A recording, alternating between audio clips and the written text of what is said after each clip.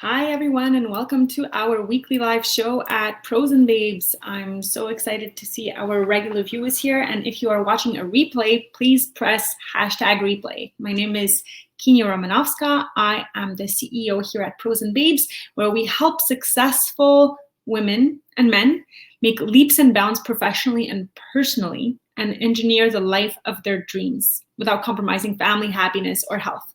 So today we are talking about sanity-preserving strategies for working moms and dads. And I will start the session by saying that if you've been watching me this week, perhaps you've noticed that I often wear this gray sweater. And it's as part of my efforts to reduce my mental load and the mess in my bedroom.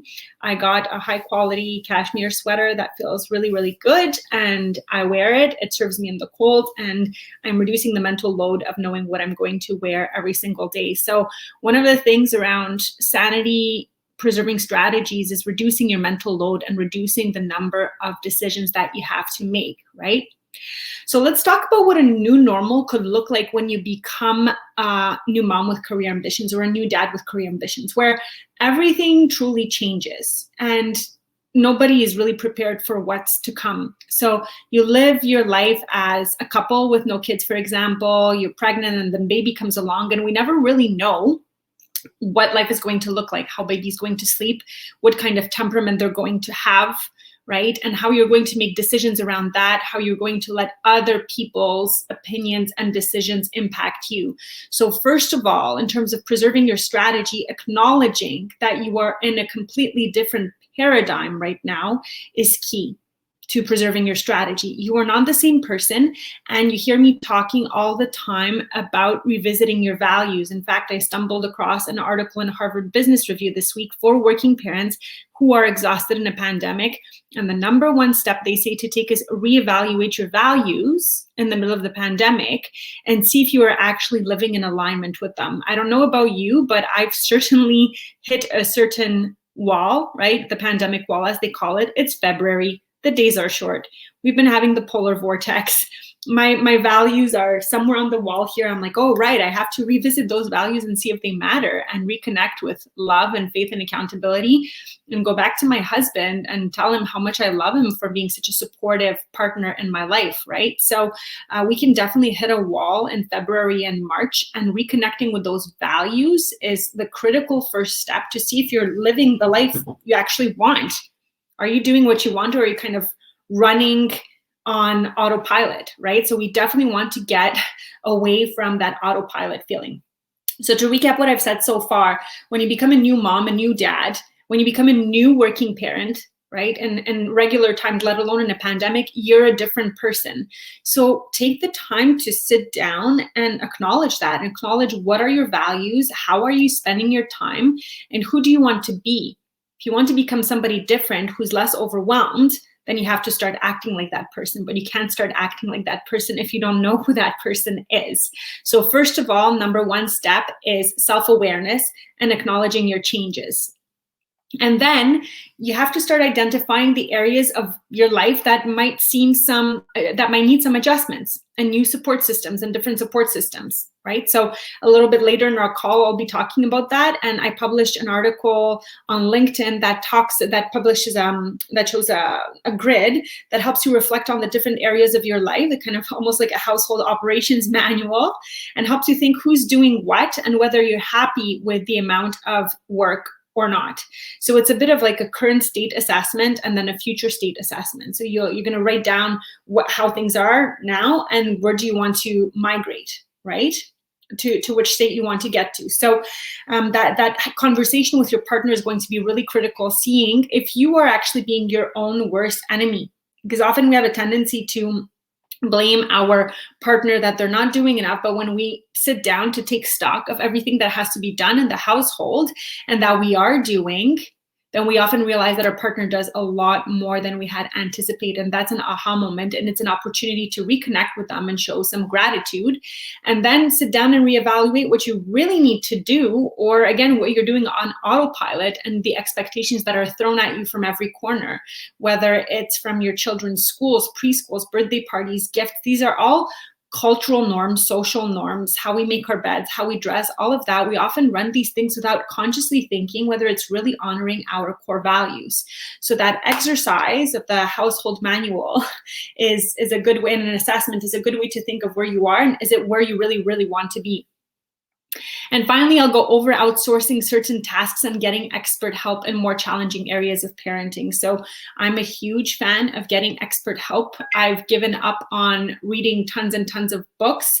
I try to get to the best people. Sometimes it can take some time to find them, but I plant some seeds, I ask people, and ultimately I like to go to experts. That's what I did with sleep. That's what I did with potty training, because I don't want to carry the mental load of making those decisions over and over again. And especially since my kids haven't been sleeping that well in the last few weeks, I realize how important it is to get that expert advice and go back to the roots.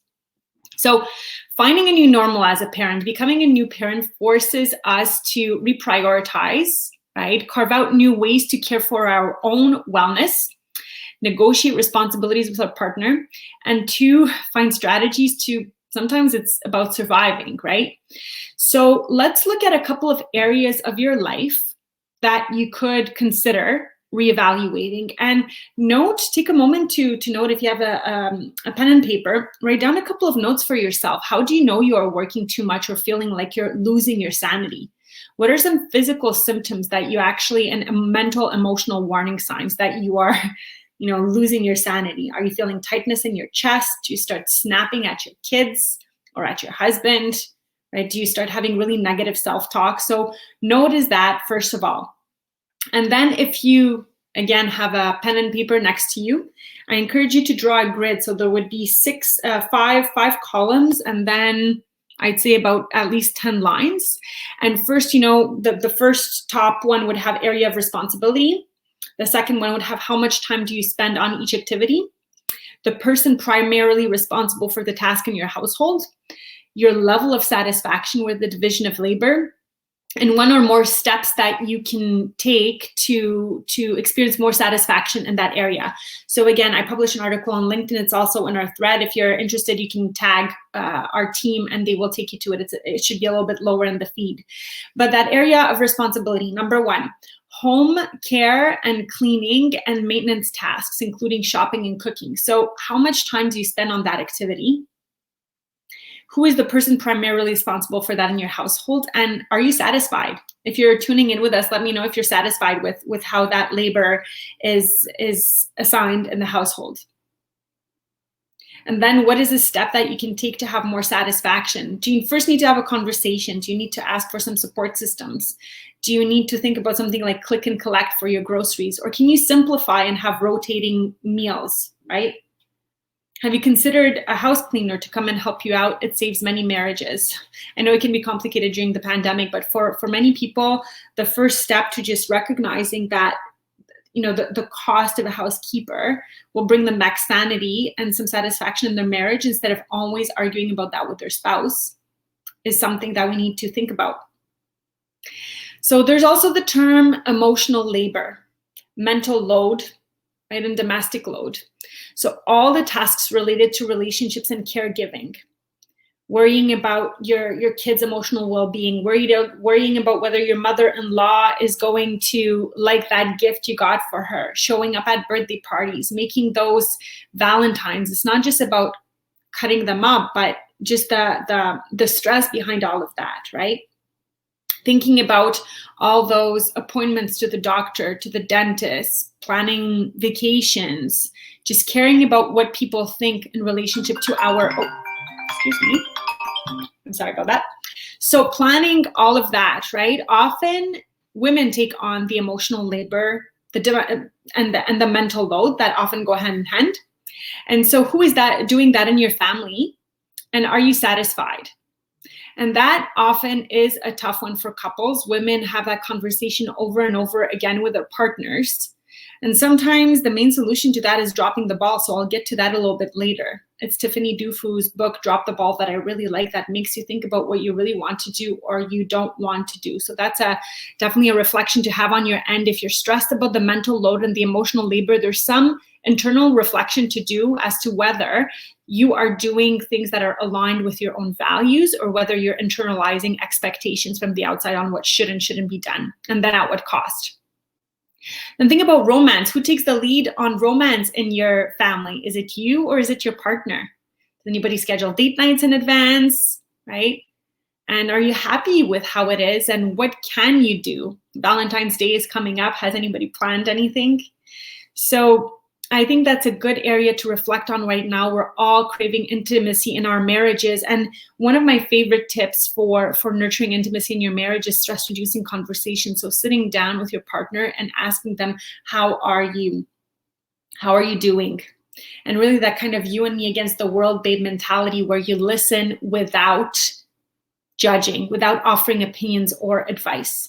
That's often the first step to reconnecting with your partner. If you feel like your love life is in the dumps, right, and your intimacy is not there. So that first step of just really listening to each other is a way to reconnect and rekindle. And obviously the love languages, right, to help understand you both, what kind of love language you have.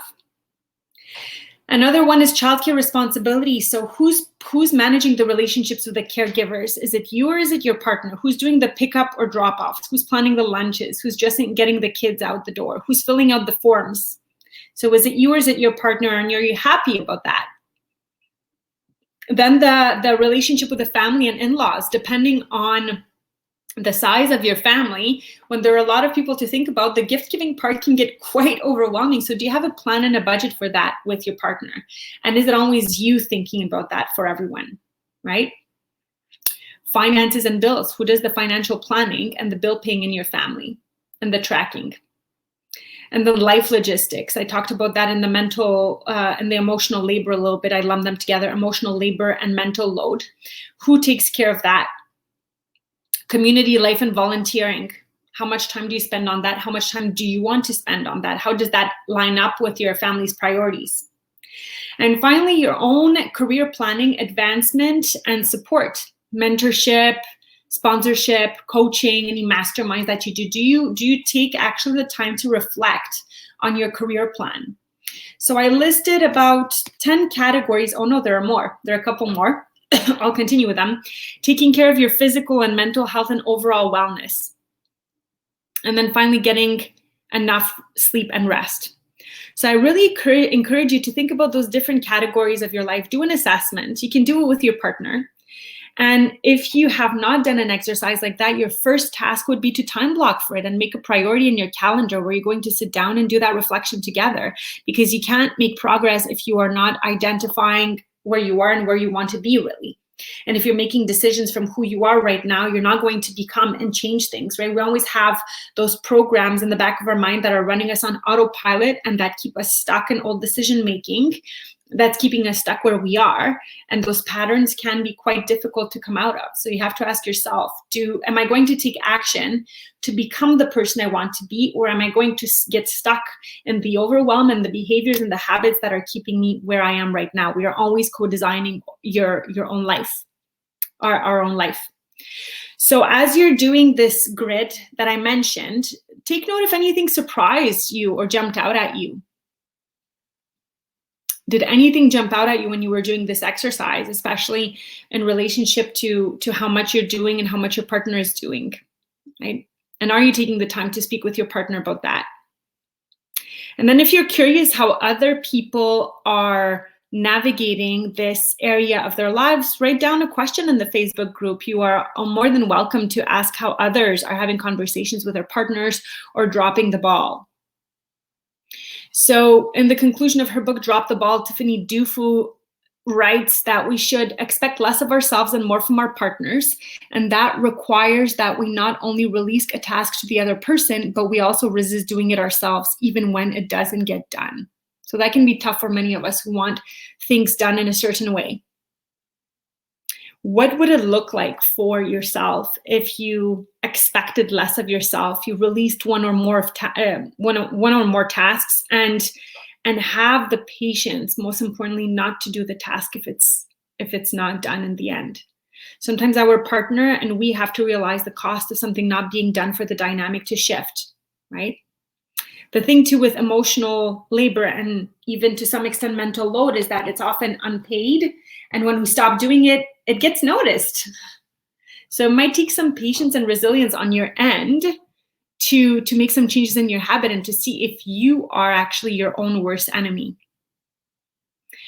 Now I'm going to jump into outsourcing and getting expert help. I think for dual career household, I'm the firm of opinion that you really need to evaluate what is important to you. Now, during the pandemic, most of us are not spending tons of our income on traveling, right? So it's a good opportunity to revisit what's really important for us.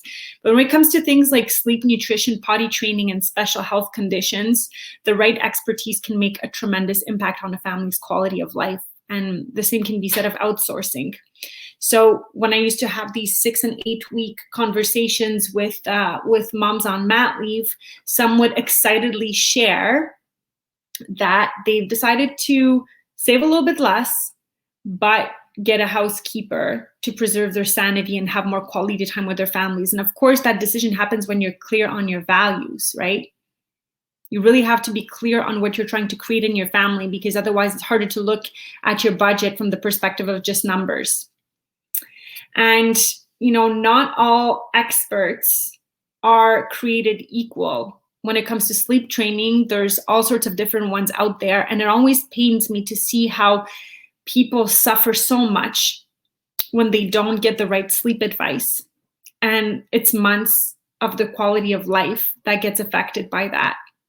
Right. So I was afraid of sleep training with my first, and it took me months to get to the point where getting expert advice, finding somebody who could understand our specific situation, it made a huge difference in my mental health and my mental well-being.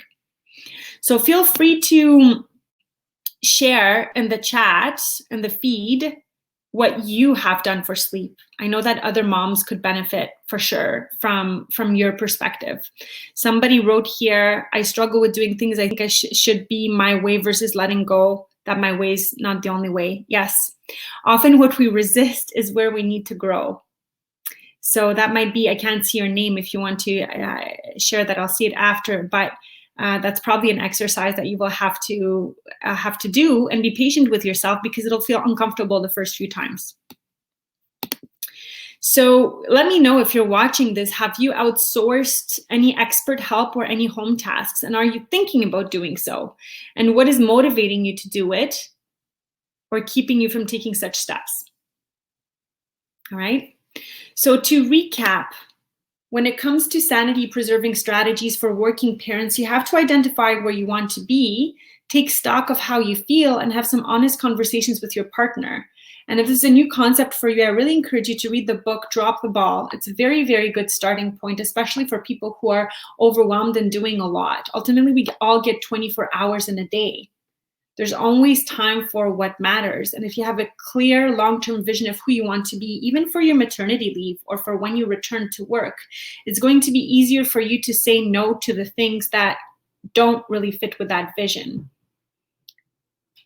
If we're overwhelmed, it often means that we're not doing what is aligned with our values. And if we're feeling a lot of negative emotions, it means often that a core value is being violated. So you need to have that idea of what your core values are. So thank you all for joining us for this. I don't know if it was maybe about 15 minutes, maybe for the shorter episode of the weekly live show. We have so much good stuff planned for you in the next couple of weeks. We're going to have a parenting webinar that is going to help you reflect on your parenting choices. We have another Work Like a Mother challenge coming up the week of March 1st. So if you know any friends and fantastic parents who could benefit from this community and who can contribute to it, I think you all want reflection and input from people you trust. So I encourage you, bring them into our group and then share with me how you plan to drop the ball this week and spend more time caring for yourself, for your mental health, loving yourself, loving your partner, and focusing on the things that matter, because it all starts with the awareness of what really matters to you and the life you want to create. Okay? So thanks a lot, everyone. Great seeing you. Have a great weekend. Here in Alberta, it's going to be a long weekend, so my husband and I are escaping to the mountains for our first solo trip. We planned that months in advance, 2 years that we haven't been on a solo trip together because we had our little ones in the pandemic and other life events. So I hope that you're all going to take some time to rest this weekend. Take care.